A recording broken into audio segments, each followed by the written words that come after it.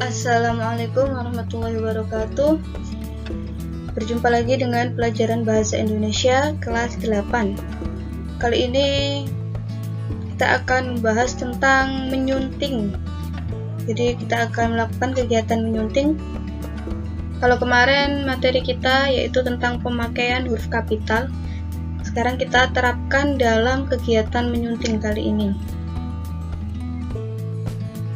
Kali ini teks yang akan kita sunting yaitu teks berita.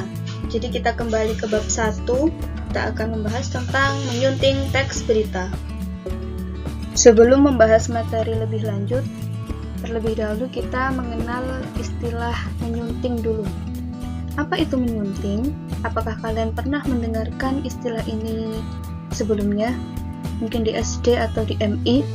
Nah, menyunting menurut Kamus Besar Bahasa Indonesia edisi kelima, menyunting adalah menyiapkan naskah siap cetak atau terbit dengan memperhatikan segi sistematika penyajian, isi dan bahasa, menyangkut ejaan, diksi, dan struktur kalimat, atau istilah lainnya yaitu mengedit.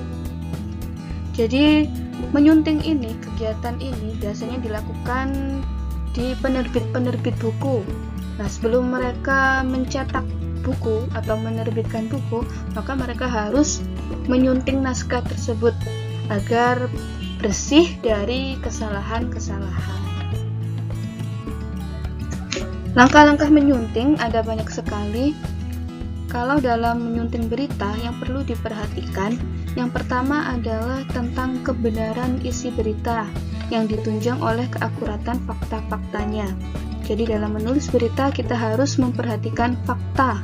Fakta itu apa?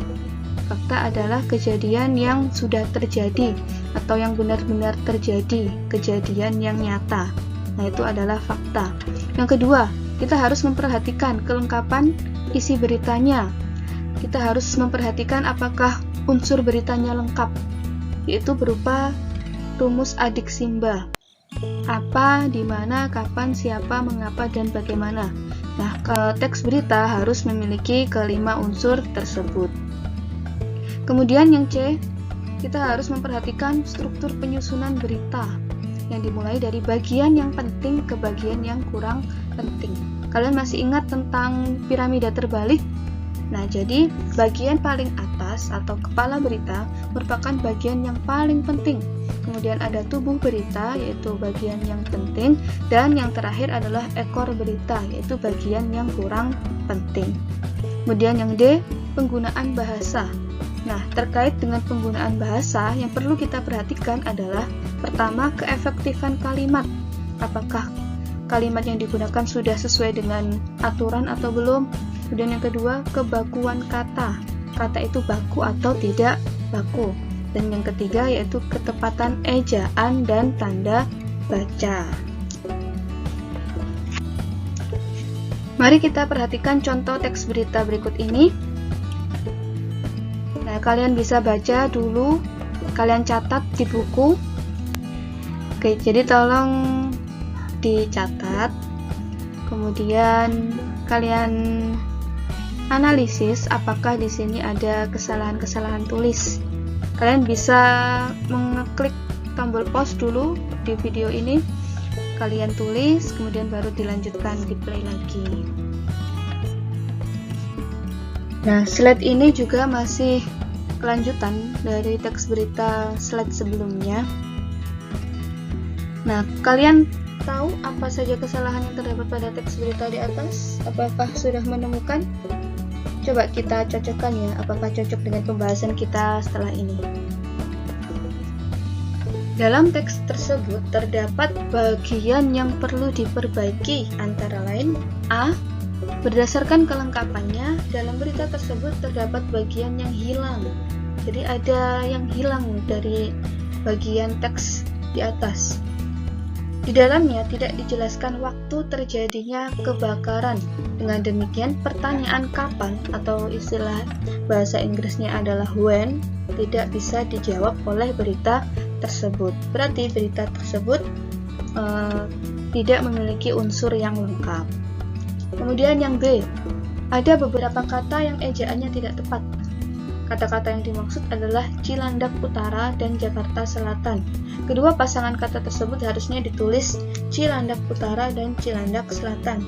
Huruf awal dari setiap kata itu harus menggunakan huruf kapital karena merupakan nama tempat. Ya, masih ingat materi minggu kemarin tentang pemakaian huruf kapital? Nah, itu bisa kita terapkan dalam kegiatan menyunting teks berita. Selanjutnya yang C. Penggunaan angka 16 di dalam teks tersebut tidak tepat. Mengapa? Karena harusnya huruf yang dapat dinyatakan dengan dua kata ditulis dengan huruf, yakni menggunakan kata 16. Nah, itu ya. Kemudian yang D. Judul berita tersebut tidak efektif. Mengapa tidak efektif? Karena terlalu pemborosan kata. Seharusnya judul itu bisa disederhanakan, misalnya menjadi 2 rumah terbakar di Cipete Utara. Jadi bisa lebih disederhanakan lagi, disingkat agar judulnya tidak terlalu panjang sehingga menjadi efektif. Kemudian yang E, berita tersebut juga tidak menggunakan sumber yang jelas. Jadi kurang ada sumber yang terpercaya di sana. Jadi berita tersebut masih bisa diragukan oleh para pembaca. Contoh. Baiklah, sekian dulu pertemuan hari ini. Semoga bermanfaat. Kalau ada pertanyaan, kalian bisa tanyakan ketika kita tatap muka.